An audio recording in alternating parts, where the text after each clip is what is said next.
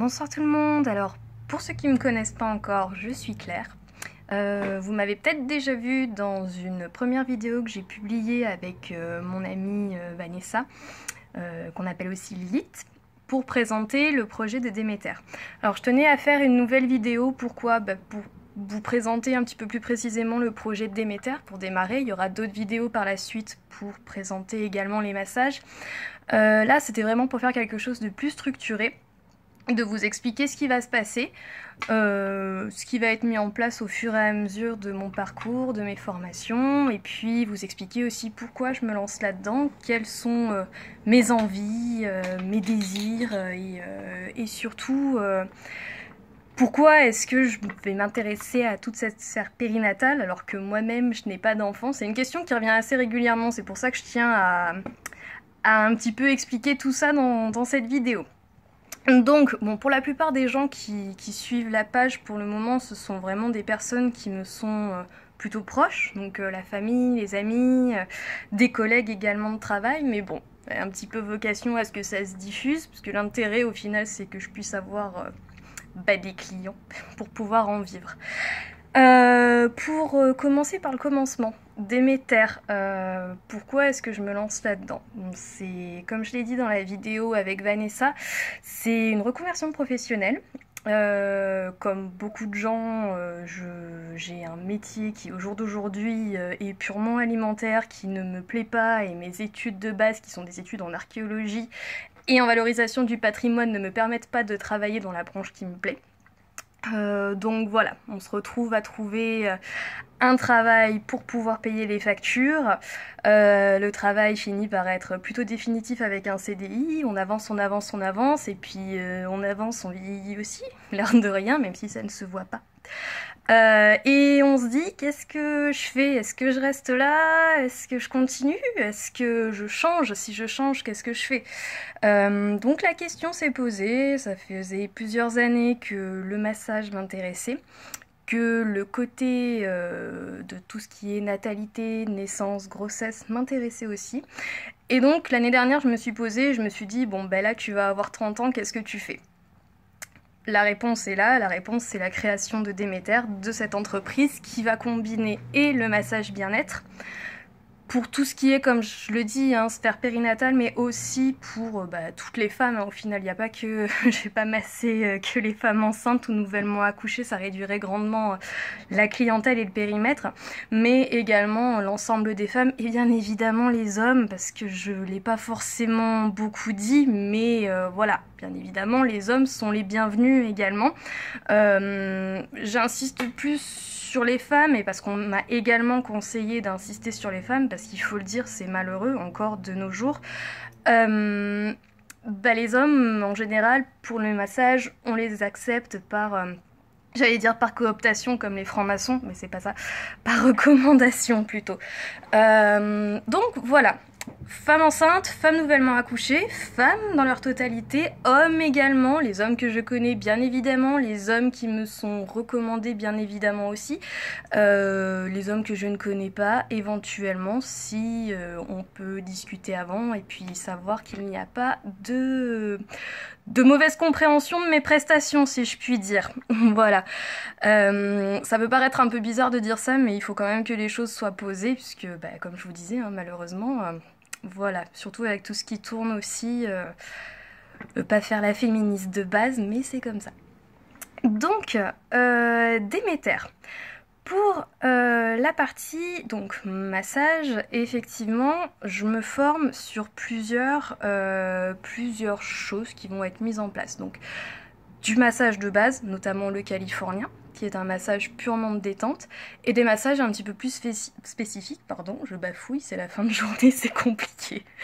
Donc des massages un peu plus spécifiques comme le Kouigné, qui est un massage tibétain. Je reviendrai plus précisément sur le Kouigné très prochainement dans une vidéo.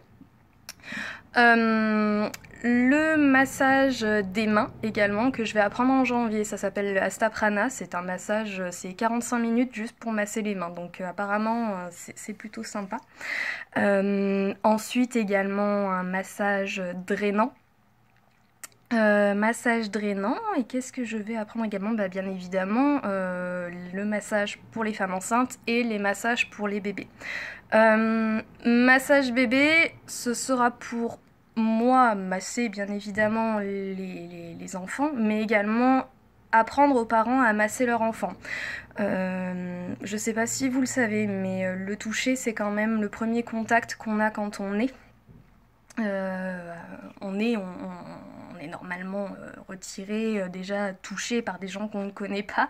Il y a ensuite le contact peau à peau avec la mère, avec le père. Enfin, c'est vraiment quelque chose de très important, le toucher. Et donc, que ce soit pour les adultes, mais que ce soit également pour les enfants, le massage est, selon moi, quelque chose d'hyper important. Pareil, je reviendrai là-dessus plus précisément dans d'autres vidéos. Là, c'est pas le thème, c'est pas la question, c'est vraiment histoire de vous présenter le projet dans sa globalité.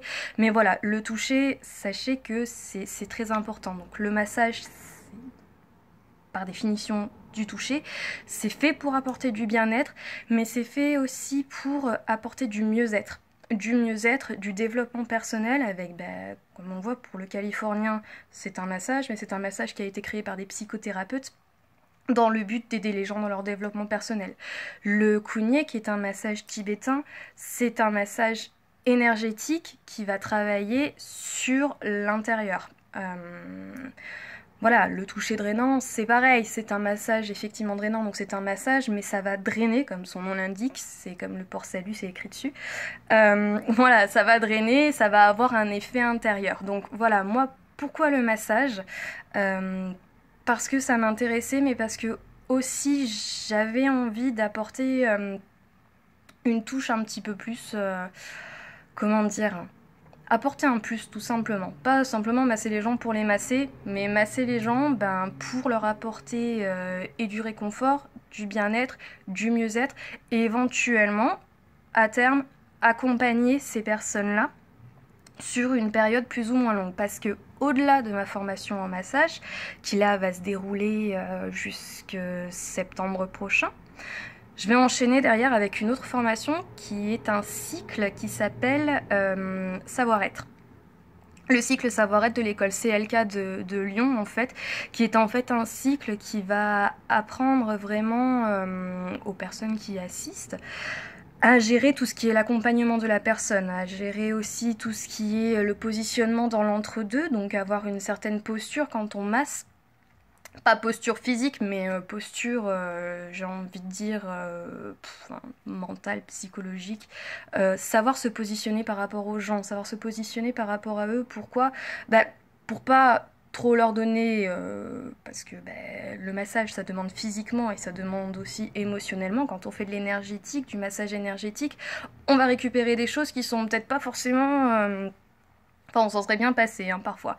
Donc voilà, vraiment avoir ce positionnement par rapport aux gens, ne pas trop s'immiscer dans leur vie, dans leurs douleurs, dans leurs besoins aussi, parce que il y a certaines personnes qui peuvent venir se faire masser parce qu'elles ont besoin d'être relaxées, mais besoin d'être relaxées parce qu'elles vivent des choses peut-être pas forcément sympas aussi. Et dans le cadre de la grossesse, vraiment être là pour accompagner les femmes enceintes qui, pendant 9 mois, voient leur corps évoluer et qui, après la grossesse, justement, se retrouvent au final toutes seules, alors que pendant 9 mois, elles ont été accompagnées, quoi. Donc voilà, c'est vraiment, c'est du massage pour aider, pour être là, enfin, tout ça, quoi. Je vais pas trop m'étendre sur le sujet. À côté du massage, je me forme également sur, comment dire, de l'animation à des cercles féminins. Je suis allée vraiment très vite là-dessus sur la vidéo avec Vanessa, donc je pense que c'est vraiment nécessaire là de faire un petit point dessus. Ces cercles de femmes, c'est quoi? Je ne sais pas, mesdames, mesdemoiselles, peut-être éventuellement messieurs. Si vous avez vu ça sortir dernièrement, ça existe depuis très longtemps, mais c'est vrai que dernièrement, alors c'est peut-être parce que moi je m'y intéresse et donc du coup je le vois plus, mais j'ai l'impression que beaucoup de femmes sont en demande de regroupement, si je puis dire. On a beaucoup de femmes qui cherchent à aller parler à d'autres femmes et pour ça, il y a des cercles féminins qui se font de plus en plus dans toute les villes, je pense, et beaucoup de villages également. Ça fait un peu hippie quand on dit ça, ça fait un peu sorcière des campagnes, ce que je suis en fait, sorcière des villes, sorcière des campagnes, bref. Et, euh, et du coup, voilà, ce sont des cercles qui sont animés par ce qu'on appelle une facilitatrice, donc une femme qui est là pour accueillir soit chez elle, soit dans une salle qui est réservée à cet effet. D'autres femmes qui discutent de thèmes divers et variés. Donc bien évidemment, ce sera pas un scoop, ça tourne beaucoup autour de la féminité. Certains de ces cercles, je pense la plupart même, ont un côté très ritualisé. Moi, c'est ce qui m'a beaucoup plu là-dedans quand je suis rentrée dans ce cercle à Lyon. Avec Corinne Ginissi, je mettrai son lien dans les commentaires. C'est vrai que c'est quelque chose de très ritualisé, il y a quelque chose un peu d'ancestral et je sais pas si c'est le côté un peu féministe de ma personne qui ressort là-dedans. C'est une surprise pour moi, hein. J'étais pas du tout dans ce délire avant. Enfin voilà, pour moi le féminin, ouais, j'étais une fille mais sans plus quoi. Mais ça m'a interpellée et en fait quand on rentre dedans on se dit bah ouais ça fait du bien en fait d'être avec d'autres femmes qui ont des âges divers et variés, qui sont plus jeunes, qui sont plus âgées, qui ont plus d'expérience, qui ont moins d'expérience. On peut partager entre nous. On peut se dire les choses, on peut se dire bah moi ça va pas parce que ça, et une telle ça va pas parce qu'autre chose, et puis toi t'es là, t'es au milieu, et puis tu te dis ouais bah soit moi en fait ça va, mais tu peux les aider, soit bah moi non plus c'est pas top, et tu trouves des femmes qui sont là pour te répondre et t'aiguiller aussi et te dire t'es pas toute seule, ça m'est arrivé aussi et t'inquiète ça passe.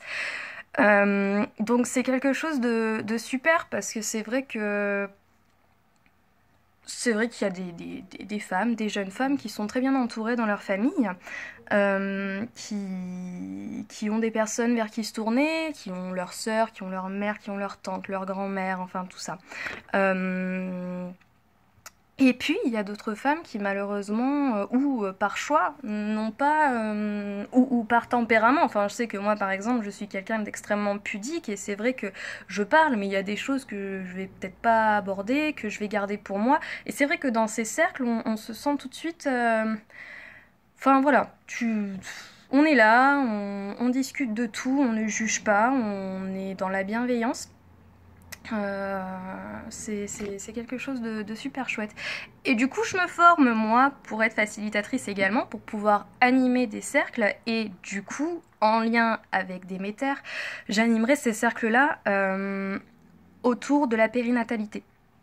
Donc, femme enceinte, nouvellement accouchée, femme ayant perdu un enfant en couche également. Femmes ne pouvant pas enfanter ou ayant du mal à enfanter. Voilà, vraiment la périnatalité, mais dans un cercle vraiment très très élargi au final, hein. Là, le principe, ce sera vraiment de décomplexer, pareil, la grossesse, de pouvoir dire ce qu'on a envie de dire. Pour les femmes qui en ont besoin de pouvoir partager, parce que c'est pareil, il y a des femmes, des jeunes femmes qui sont enceintes et qui n'ont peut-être pas forcément, qui n'ont plus de mère ou de grand-mère ou qui n'ont pas de sœur pour en discuter. Donc voilà, on viendra qui veut, je verrai bien, je peux pas prédire l'avenir, mais en tout cas, moi, c'est un souhait que j'ai, c'est vraiment d'apporter ce réconfort et puis surtout une espèce de petite bulle de bonheur aussi dans la vie de certaines personnes. La question du pourquoi tu fais ça? Pourquoi la périnatalité? Pourquoi les bébés? Pourquoi les femmes enceintes? T'as des enfants? T'as déjà été enceinte? Non, jamais. Moi, j'ai pas d'enfants. Je sais pas à l'heure actuelle si j'ai envie d'en avoir. C'est pas du tout une question que je me pose en fait. Mais je sais pas, c'est comme ça. Ça m'a toujours, je vais pas dire interpellée, ça m'a toujours plu en fait. J'aime beaucoup les bébés, j'aime beaucoup les femmes enceintes et ça m'a. Je vais pas dire que j'ai une espèce de fascination pour cette phase, mais je trouve que c'est quand même. C'est quand même un beau moment. Ça peut être un beau moment comme ça peut être le pire moment de ta vie aussi, hein. Enfin, je pense, hein, je l'ai jamais vécu, mais de ce que je peux entendre, parfois, c'est un peu la crise.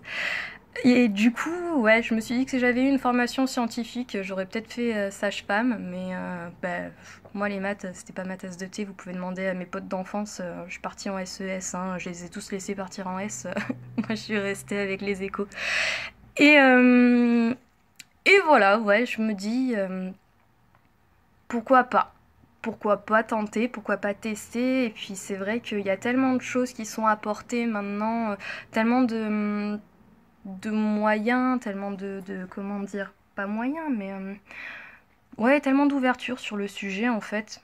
Pourquoi pas en profiter pour faire ce que j'aime et aider au final, parce que je pense que c'est vraiment ce qui me donne envie, c'est vraiment me sentir utile, d'aider et, euh, et bah, d'apporter du bonheur, parce qu'en fait, voilà, je suis juste un bisounours.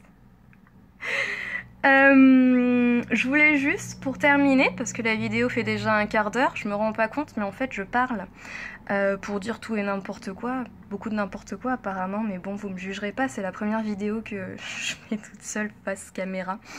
Je voulais juste vous montrer quelques petits livres sur lesquels je m'appuierai éventuellement pour ces cercles, mais pour d'autres choses aussi, parce qu'en parallèle de Déméter, j'ai créé un blog, les petites notes de Vera Laudanum, qui est un blog, il faut avoir une grande ouverture d'esprit, je pense, pour aller dessus, parce que je me livre, hein, je me livre complètement, mais justement, je parle aussi beaucoup, enfin je vais parler, parce que le blog vient juste d'être créé, beaucoup de féminité.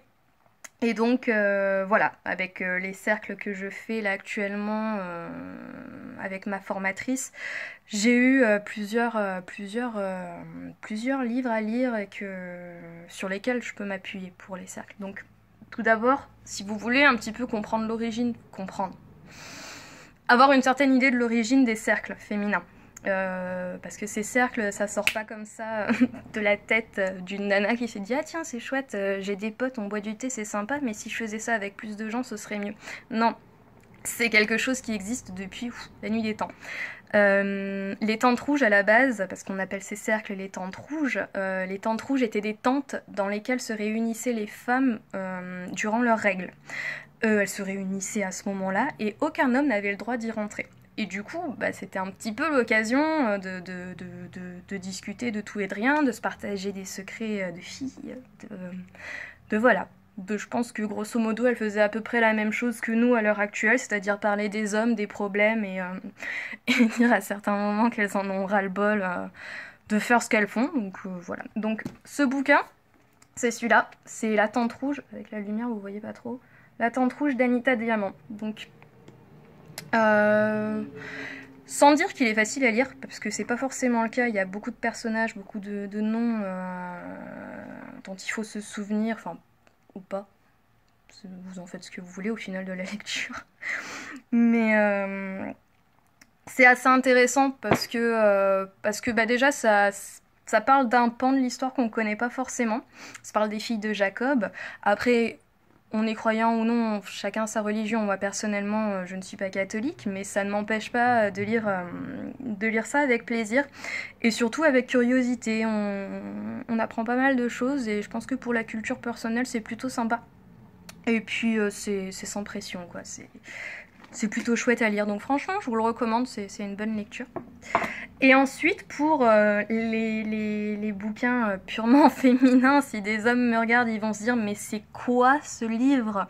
Donc il y a Sagesse et pouvoir du cycle féminin, que je suis en train de lire et qui est franchement top, parce que on en apprend pas mal sur nous-mêmes. Ce qui est quand même incroyable parce qu'on se dit qu'on devrait savoir qui on est, ce qu'on est à l'intérieur de nous et qu'est-ce qui se passe, mais en fait non, pas du tout. Et celui-là, il est vraiment top.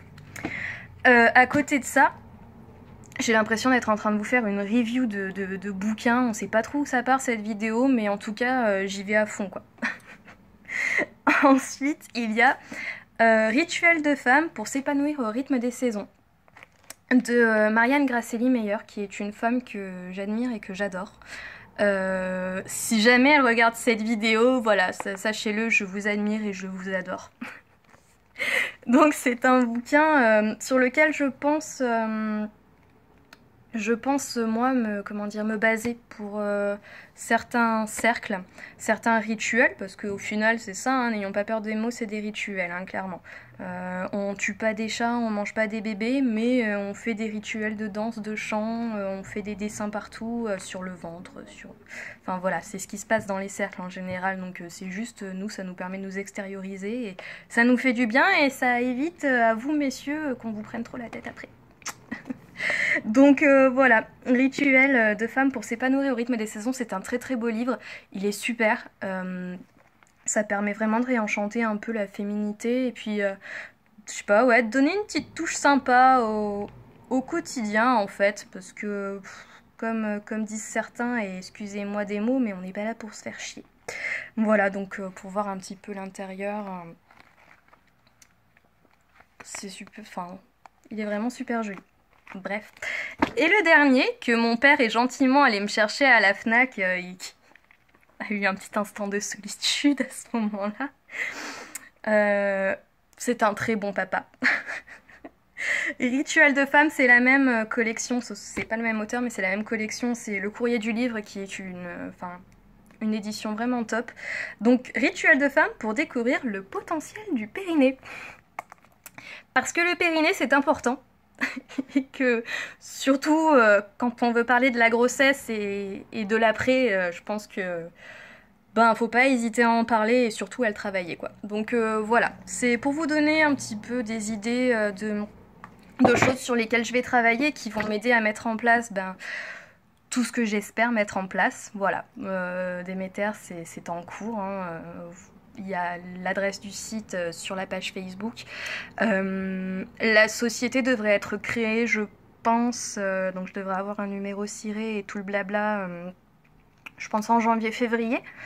Voilà, les formations se font au fur et à mesure. Ma certification en massage se fera très certainement courant 2019, le temps de tout intégrer, de tout apprendre, de tout maîtriser.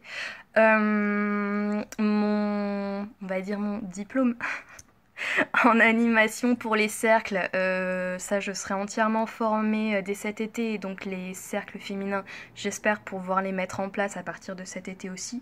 Bon, l'été c'est un peu compliqué pour réunir les gens, mais voilà, au moins en septembre.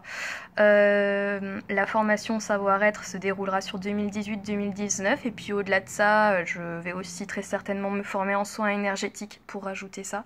Et puis je vous en parlerai un petit peu plus. Voilà. Donc voilà, prochaine vidéo, ce sera très certainement sur le cougnet pour vous expliquer vraiment bien ce que c'est, parce que c'est un massage très particulier et qui mérite qu'on s'y attarde. Et je ferai également une autre vidéo sur le californien, parce que le californien, on se dit ouais c'est cool, tout le monde le fait, et en fait on n'a pas forcément les tenants et les aboutissants du truc. Non pas qu'il faille tout intellectualiser, c'est pas le principe, mais je pense que c'est quand même important d'expliquer moi ce que je fais. J'espère que ça vous intéresse. Sinon au moins je le fais pour moi, ma foi. Et puis je ne sais plus ce que je voulais dire. Donc on va terminer la vidéo. Merci d'avoir regardé ces 23 minutes et 25 secondes. Et puis n'hésitez pas à commenter, à diffuser. Voilà. En tout cas, merci beaucoup parce que je sais que je suis énormément soutenue dans ce projet. Ça fait beaucoup de bien. C'est en termes de moi, épanouissement personnel, ça me fait beaucoup de bien. Et puis je vois que les gens sont contents pour moi, donc c'est cool. Voilà. Allez, bisous et à très vite. Bye.